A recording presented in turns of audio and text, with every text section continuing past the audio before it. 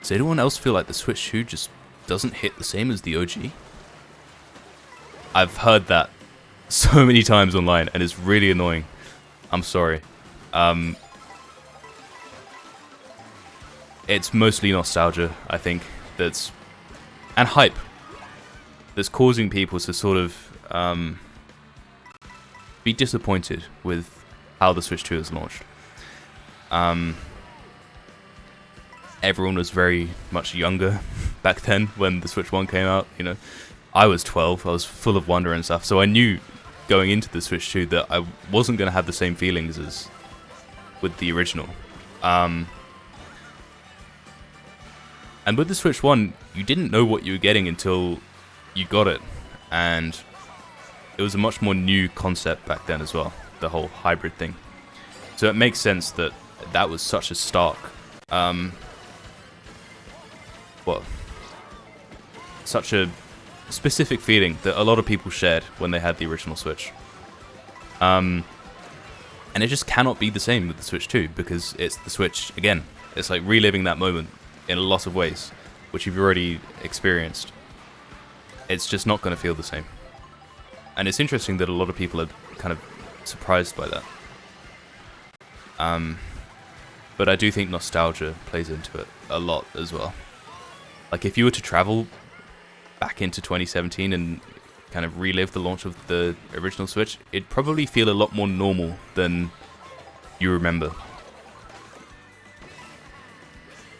Over time, you build, you know, a ton of memories with this kind of system. You know, it's been out for 8 years, and that kind of piles onto your existing image of the console, and is obviously going to skew, you know, your memories of it. You know, you're going to look back with rose-tinted glasses. I just think I'm not a fan of that kind of sentiment in general. That like, oh, things they just don't hit the same anymore. It's like it's always been the same. It's just time passes, you know. You begin to set your emotions onto pre-existing memories, and then you feel like the present is very normal, which it is, and it always has been. This sounds very kind of angry, ranty, but it's not supposed to be that kind of thing. I'm just saying, you know, it's obviously not the same this time around, and it never was going to be. That being said, I do think I'll look back on the Switch 2's launch in a similar way that I look back on the Switch 1. Generally, over time, you forget any like dull or negative or whatever emotions, and you know, with this kind of thing, and you kind of only remember the big, important, good ones. I think. I mean, there's, you know, to an extent. And I'm excited. I'm excited to look back on the Switch 2's launch, and which I am already. I'm well aware of this stuff, and be like, wow, wasn't that cool? You know, you eventually give it a few years, we'll be looking back and thinking, oh wow, we had no idea that this was about to happen, or this was going to get announced. So I just win. And that's very cool. It was a similar thing with Tears of the Kingdom versus Breath of the Wild.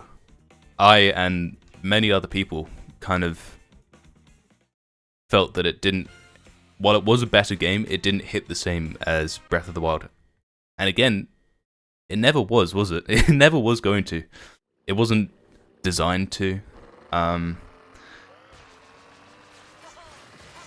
Because Breath of the Wild is always going to be the first of the two. And that's pretty much impossible to top.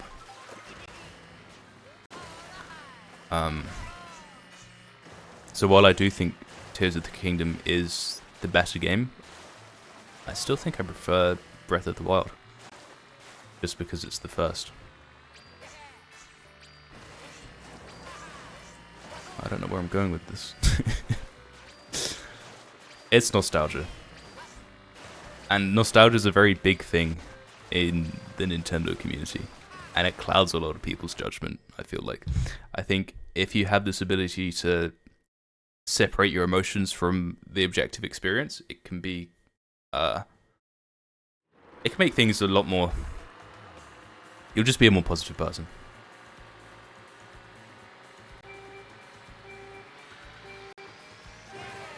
Oh, that's another thing. With both Tears of the Kingdom and Breath of the Wild. Sorry, Tears of the Kingdom and the Switch 2. You have these expectations already of what it's going to be because you've had this past experience of, you know, the very similar original system. So the high expectations pretty much always will lead to disappointment, even if the system is very, very good. There's a phrase that expectations are the thief of joy, which I don't know if it's a real phrase, but I've heard people say it. And I think it's very true. It's an important thing to think about.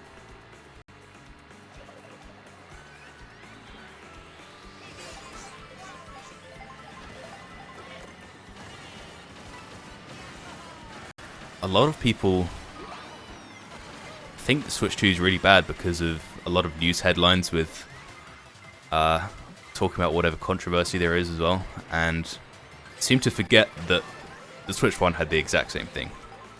This stuff all disappears with time. The kind of, what's it called? The shock news or whatever, just like giving bad news because it gets more of a reaction.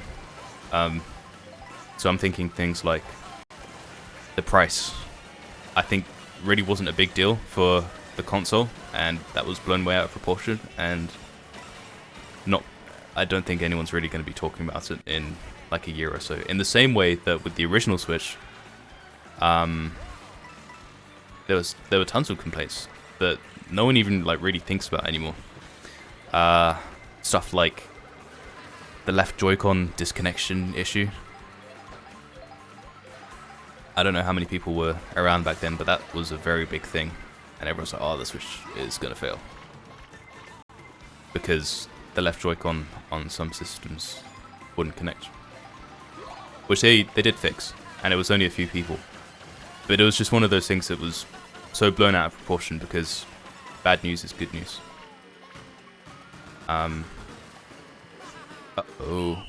That being said, the Mario Kart being $80 thing might stick around. However, I don't think it's as big of a deal as a lot of people say because most people aren't buying the game on its own. That's not defending the $80 price or whatever. It's just most people spent an extra $50 to get it. I spent 30 quid. So it was never a real issue if you wanted to get the game at a cheap price.